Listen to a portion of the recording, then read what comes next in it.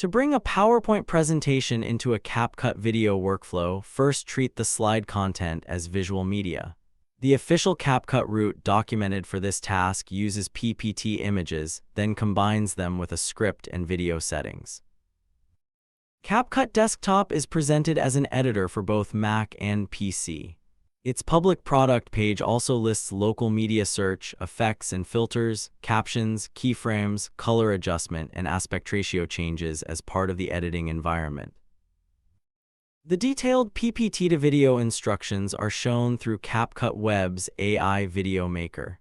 This distinction matters. The public instructions do not document a dedicated desktop button that imports native PowerPoint slide objects.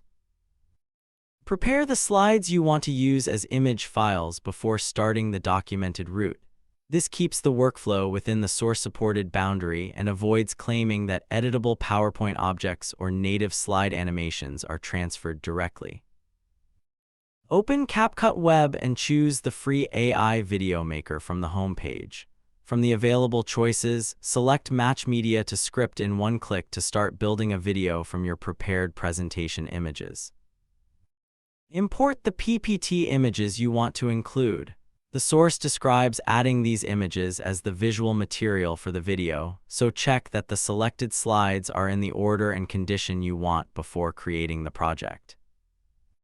Next, provide the words for the video. You can type a script yourself or use the Generate Script option described by CapCut when you want the tool to create a starting narration from your material.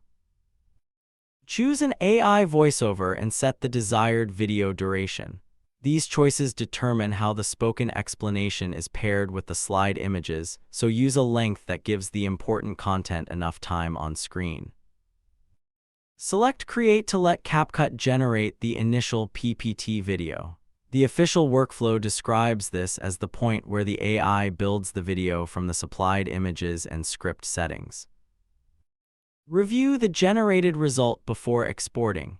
CapCut says the project can be personalized with music, text overlays, transitions, voiceovers, and avatars, so use only the refinements that support the message of your presentation.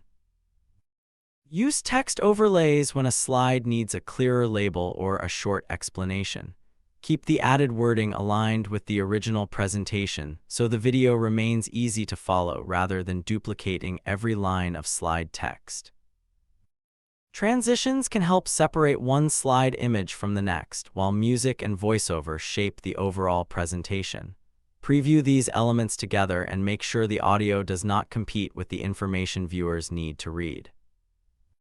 When the result is ready, choose Export. The documented export step lets you adjust resolution, frame rate, and quality before confirming the saved video. If the project needs more detailed changes, CapCut presents Edit More as an additional refinement path before sharing.